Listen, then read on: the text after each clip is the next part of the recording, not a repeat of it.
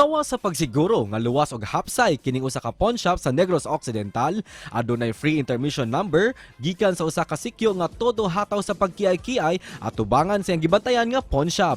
Siya si Alan Montania o mas naila sa TikTok username nga Zine Alan. Ang video ni Dancing Sikyo miani na og libuan ka mga likes lakip na ang views ug shares ni ini. Karong buntaga, dungantang mas ila-ilahon siya ug makihataw usab ta kauban siya dinhilang sa GMA Regional TV Live. Sa spotlight rong buntaga mga kapuso atong ilailahon kining usa ka Zumba instructor ug usa ka security guard nga nag-viral di siya karong bag-o gumikan sa iyang makapahingang hagyud nga abilidad sa pagsayaw. Ilailahon nato karong buntaga gikan sa Negros Occidental, Alan Montanio. Mayong buntag, maupay na aga Sir Alan. Kumusta ka this morning? Yes, sir. Today, nervous for the first time, live interview from Jamie Cebu Live. Cebu. For the first time, sir, medyo nervous pa. It's nice to meet you, sir. Virtually, salamat sa pag-join namo. We'd like to know you more. Una, Sir Alan, you work as a security guard. Can you tell us more about yourself, sir? Every morning, security guard, and after duty of the security guard, a Zumba instructor man in another place of Sagay City. We came across your video. Nakita namin yung video mo, sir, na bigay todo talaga sa pawn shop na pinagtatrabahuan mo, sir. Can you share to us more about that day? Kailan yun nangyari, sir? Anong naisipan nyo that day na mag-video ba kayo? Nag-join ako sa pawn shop TikTok challenge.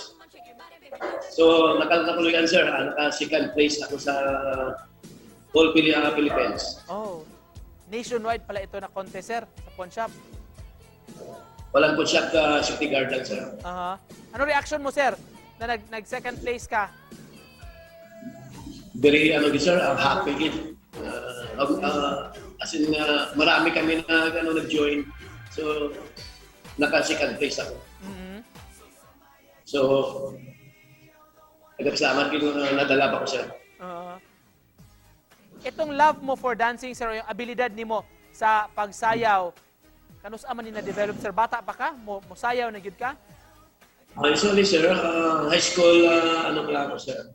Nagsasayaw na ako. Nag-dance group. Hasta nagkuha ko Zumba license. Sa RFI, dalawang license ko sila hinawakan ngayon, sir. RFI, Retro Fitness International, and Zumba instructor ko. Sorry, sir, ano nga ibig sabihin ng RFI, sir? Retro Fitness International, sir. Usually, sir, hindi pa ako nag-guardia, nagsasayaw na ako. Sir, nag-guard ako. Before mag-duty ako sa Palawan, sumasayaw ako, may isa akong isang grupo na sinasayaw sa umaga. And then, after sila, mag-duty naman ko sa guard. After that, guard, pagkagabi, sasayaw naman ako, sir. How do you introduce Zumba sa isang tao na parang hindi gaanong kakumbinsido, sir? O parang, o sa Bisaya pa, nagduha-duha pa, ng musayaw? So, legally, first mo sa isang ka-client, sir. So, sample lang, hindi siya marunong. So, siya, as a basic, tapos, sa amat-amat, sir. At least na yung basic 1, basic 2, basic 3, basta ma-perfect niya.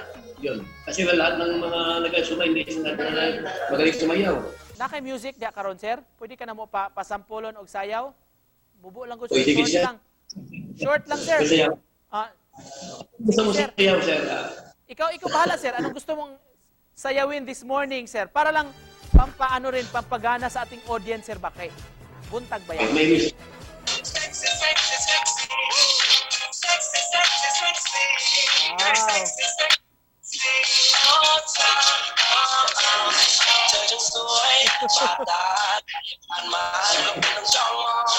Wow! Thank you so much, Sir Alan. Pang-closing lang, sir. Galing. Bigay todo, gyud kaayo ang atong bida karong buntaga, mga kapuso. Sir, in closing lang, message nimo sa mga nagtan-aw nato this morning. medyo hingal pa ako, sir. Wala problema, sir. No? Sige, sir. Kuha na sa imong breath, sir. Tama dahil. Sayaw mo na kaso, no? Mga igala, mga kaibigan, salamat sa inyo sa pag-view sa akong TikTok challenge. Pangalawa, sa GMA for the first time,